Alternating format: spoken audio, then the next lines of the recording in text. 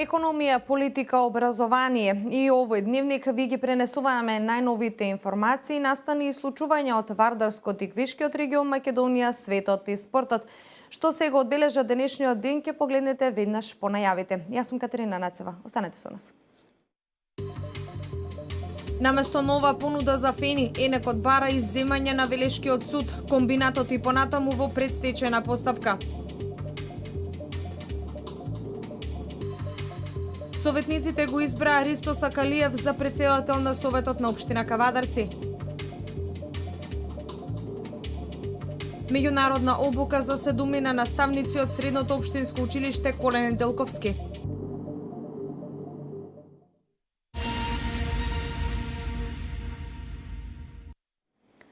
Фени индустрија останува во предстечена постапка. На денешното рочиште, наместо разрешување на состојбата, многумина од инволвираните констатираа дека истата само се заплеткува. Формално правно, сопственикот на Фени, бугарската фирма Енекот, наместо нова понуда достави барање за изземање на судот. Компанијата која треба финансиски да го извлече од долгови кавадаречки Фени, својата одлука за изземање ја оправдува со економична судска постапка. Но за синдикатот, позади ова се крие обид за одолговлекување на постапката и обесхрабрување на економски помоќните можни инвеститори. Фени останува со предстечајна постапка. Наместо нова понуда за Фени, бугарски Енекот, на рочиштето во Основниот суд во Велес поднесе барање за одложување на процесот и изземање на Велешкиот суд. Директорот Рајко Алјошев Кацаров во изјава за новинарите рече дека нема нова понуда, бидејќи секој ден се соочувале со нови проблеми кои претходно не им биле познати.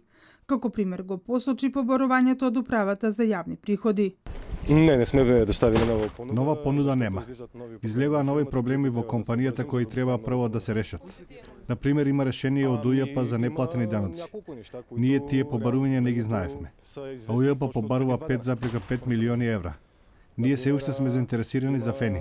Сакаме да преговараме со банките. За 15 на дена очекуваме да постигнеме договор. А тоа го научихме преди 2 дена. Синдикатот е незадоволен.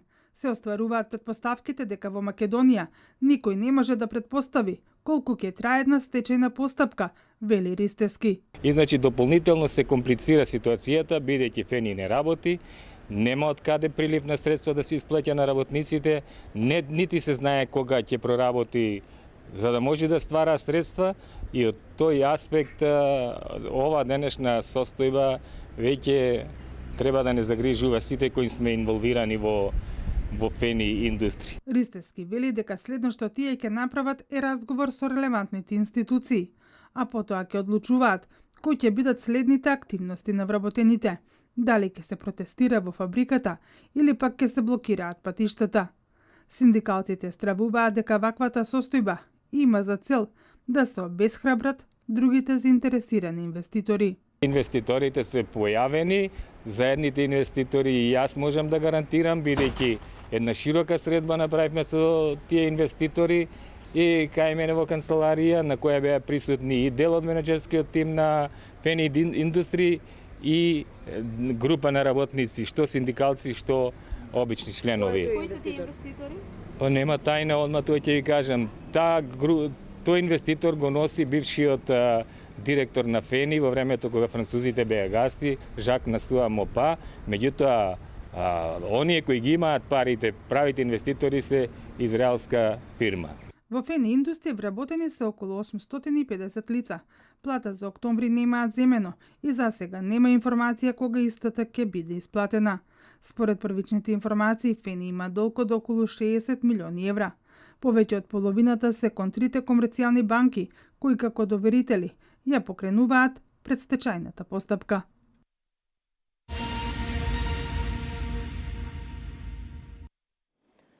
Советот на општина Кавадарци денеска ја одржа конститутивната седница со новиот состав на советници избрани на локалните избори. На седницата беше избрана комисија за верификација мандатни прашања која ги верификуваше мандатите на советниците, а за претседател беше избран Ристо Сакалиев кој доаѓа од редовите на СДСМ и коалицијата.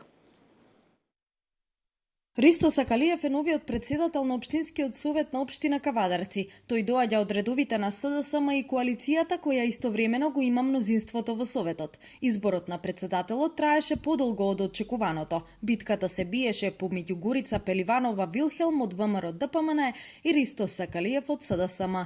Новиот претседател се избра во вториот круг од гласањето, со 9 гласа за, 8 против и 2 не гласаа. Сакалиев се заблагодари на присутните и рече дека ќе работи во интерес на граѓаните. Ја добив ова поддршка. Ја мислам дека на ова функција мислам да одговорам културно пристојно. Сакам да работам само интерес на граѓаните, на оние гласачи што гласале и за една и за друга страна и за мене. Јас сум човек непартиски, тврд во своите обидувања, не поколеблив, тоа вие го знаете. Сега граѓаните ќе добијат некој подруг претседател на советот претходните. Непартиски. Ние знаеме каде е централната власт, градоначалникот и советот. Не сум јас од мнозинството на градоначалникот, на ВМРО ДПМН, јас сум од спротивниот табор.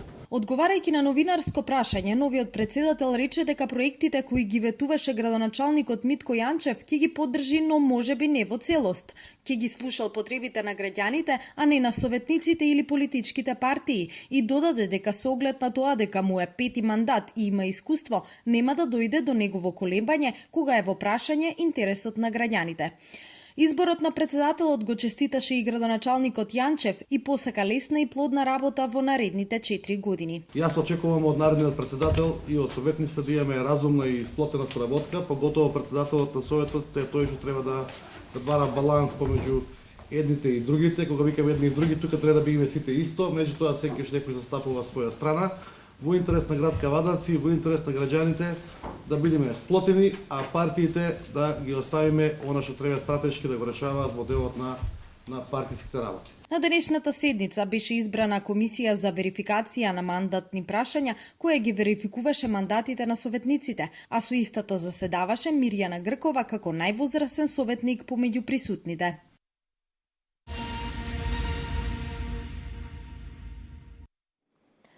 Во име на советниците од СДСМ, Ненад Коцик денес одржа пресконференција на која зборуваше за работата на Советот, за неговото поднесување на двете точки за раководството на ГРК Бореци за проблемот со аерозагадувањето. Тој се надева дека на следната седница ќе биде донесена одлука за решавање на проблемот со загадувањето на амбиенталниот воздух. ВМРО ДПМН и понатаму продолжува да ја дезинформира велешката јавност. Ова денеска на пресконференција го кажа во име на советничката група предводена од СДСМ Ненад Коцик. Тој вели, точно од се што беше кажано е само дека јас како советник ги поднесов точките за разрешување на управниот одбор на градскиот ракоматен клуб Борец и за загаденоста на Велес. Партијата која што 8,5 години не презеде ништо за решавање на проблемот со загадувањето на воздухот во Велес, не превзе ниту една мерка да обвинува за несериозност. Кога ние на првата работна седница како мнозинство предложивме итна точка. Коцик се осврна на проблемот со аерозагадувањето во градот и најави превземање на превентивни мерки за намалување на загадувањето на воздухот во Велес. Колегите од од малцинството, од опозицијата, поради тоа што не учествува во комисиите кои што ги има Советот на општина Велес, не знаат дека стручните служби во општина Велес побара наместо итни мерки, итни превентивни мерки, да се донесе целосна стратегија за амбиенталниот воздух во Велес. Моја проценка како предлагач беше дека една таква стратегија ќе биде подобра и таа ќе се донесе во текот на оваа недела. Коцик се надава дека со изгласување на стратегијата ќе се придонесе за долгорочни мерки за решавање на проблемот со загадувањето на воздухот во градот и дека Велес ќе биде прва општина во Македонија која што ќе донесе мерки за итно решавање на проблемот со загадувањето на амбиенталниот воздух.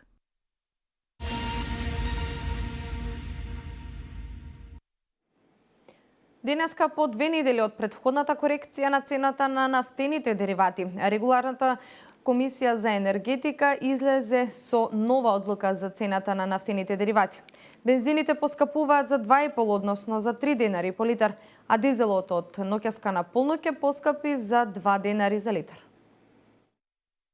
Цените на бензините и на дизел горивата пред 2 недели поскапеа за половина до 1 денар по литар со одлуката на регулаторната Комисија за енергетика. Денеска стандардно по 2 недели од претходната корекција на цената на нафтените деривати, бензините поскапуваат за 2,5, односно за 3 денари по литар, а дизелот од ноќеска на полноќ поскапи за 2 денари за литар. Ова е новата одлука на регулаторната Комисија за енергетика. Според последната одлука, Евросуперот BS95 поскапува за 2,5 денари за литар и ќе се точи по 66,5 денари. Евросуперот BS98 поскапува за 3 денари за литар и ќе се точи за 68,5 денари. Дизелот станува поскап за 2 денари и 1 литар од ноќеска на полноќ ќе се точи за 54 денари. Поскапува и маслото за домаќинство и неговата нова цена ќе биде 42,5 денари за литар. Како причина за зголемување на продажните цени на нафтените деривати, од регулаторната Комисија за енергетика ги посочуваат за 3,63% повисоката просечна цена на суровата нафта на светскиот пазар во изминатите 14 дена и за 0,501% понискиот курс на доларот во однос на денарот.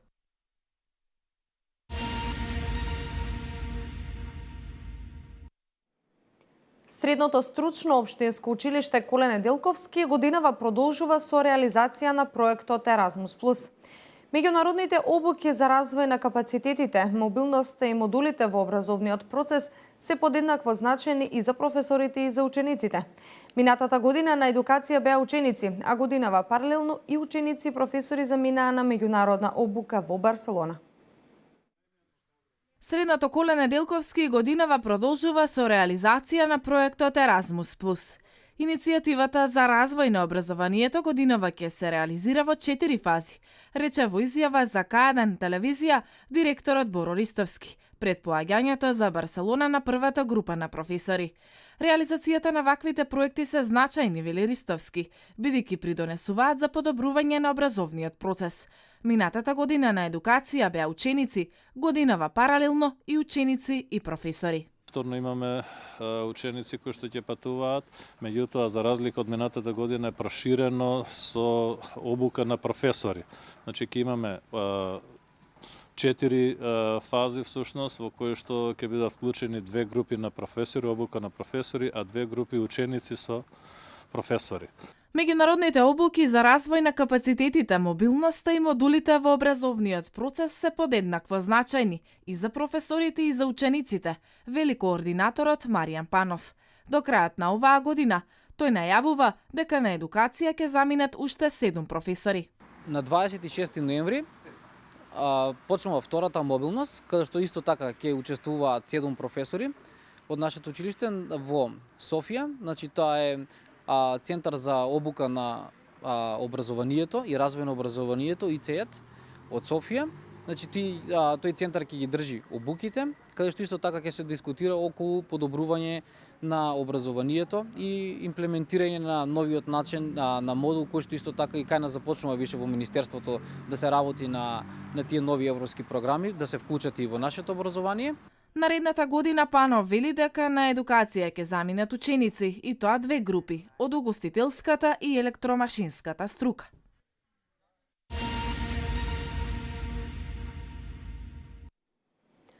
Меѓународниот монетарен фонд ја ревидираше прогнозата за Македонија.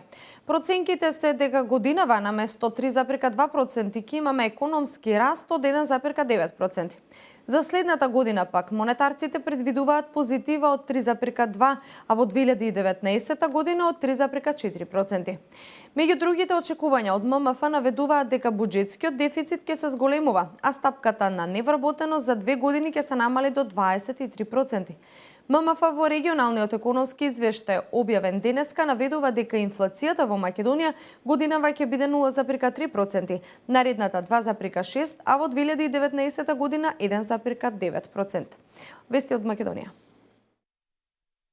Според последните информации од Народна банка во Македонија со блокирани жиросметки се нешто повеќе од 60.000 правни субјекти. За да се олесни функционирањето, но и да им се даде можност некој од нив со домаќинско работење да ја надминат финансиската криза, во Министерството за финансии започната е процедура за промена на законот за платен промет. Тоа ќе значи дека до крајот на 2018 година компаниите кои што имаат блокирани жиросметки ќе имаат право да работат компензационо со цесии и превземање на долгови. Сегашното законско решение предвидуваше од наредната година правните субјекти со блокирани жиросметки да не можат да вршат плаќање со компензација, асигнација и цесија. Од Министерството за финансии сметаат дека со промената на законот се регулираат односите помеѓу носителите на платниот промет и Народна банка на Република Македонија во делот на платните системи, порамнувањата на плаќањата, издавањето на електронски пари, но и надзорот на платните системи.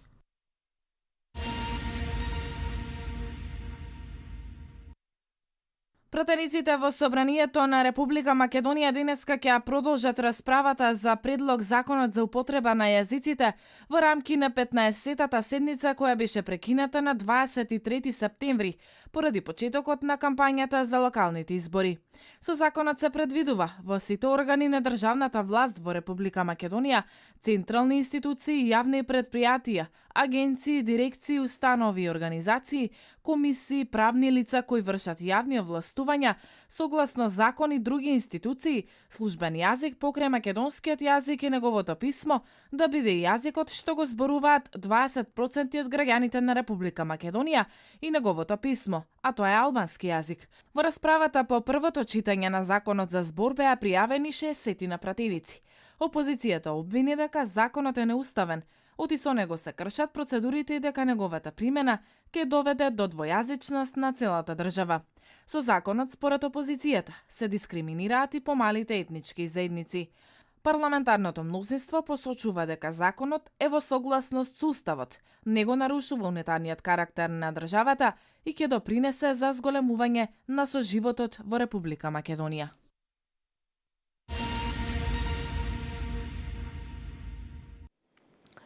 Најмалку 328 лица загинаа, околу 2800 се повредени во катастрофалниот земјотрес кој синоќа го погоди реонот на иранско-ирачката граница во иранската провинција Кераманшах, објави државната иранска телевизија. Ирански официјални представници наведуваат дека бројот на загинати би можел да биде многу поголем, бидејќи спасувачките екипи се уште не стигнале во подалечните подрачја. Земјотресот бил почувствуван во неколку ирански провинции, а најтешко погоден е Караманшах, каде е прогласена 3-дневна жалост. Продолжуваме со вести од светот. 29 илегални мигранти откри бугарската полиција. Како што пишуваат тамошните медиуми, во контрола на товарен воз на главната железничка станица во Софија, полицијата ги открила илегалните патници кои патувале од Турција до Австрија. Откриената група ја сочинувале 14 жени, 9 мина мажи и 6 деца. Тие со себе немале никаков документ, но бугарските безбедносни служби се сомневаат дека потекнуваат од Сирија. Истите веќе се приведени.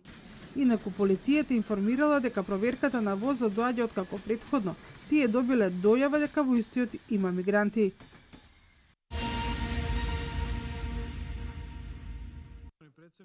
Санкции против Русија Србија нема никогаш да прифати. Ова во изјава за РИА Новости го изјавил министерот за надворешни работи Ивица Дачиќ на новинарско прашање дали е можно Србија по барање на Западот да се приклучи на санкциите против Русија.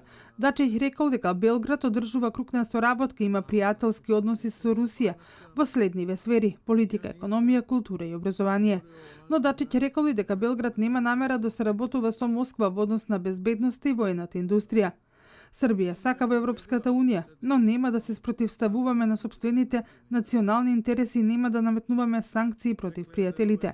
Србија може да биде мост помеѓу Истокот и Западот, изјавил Дачиќ.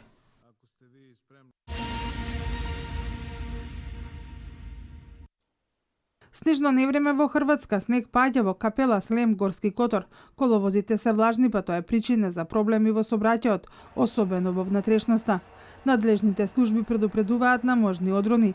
Дополнителен проблем е и снежната бура во крајбрежните подрачја, па неколку линии на траекти веќе се затворени. Изутринава забрана за сообраќај беше изречена за камиони со приколки, а затворен за сообраќај беше и граничниот премен Пасјак.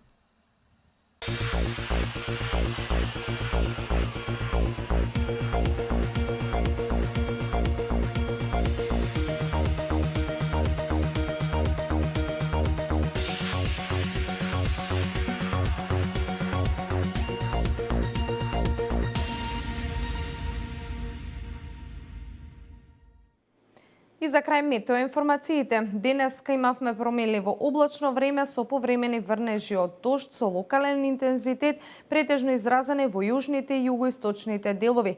Проследени со јужен ветар кој на повеќе места и засилен, особено вдолж по Вардарието и источните делови. Дневната температура се движеше од 11 до 18 степени. Пообилни врнежи од дожд се очекуваат во среда и четврток, кога ќе дојде и до опаѓање на температурата, а на планините врнежите ќе преминуваат во снег. Јас ви благодарам што и вечерва бевте заедно со нас. Останете и понатаму со програмата на К1. Пријатно!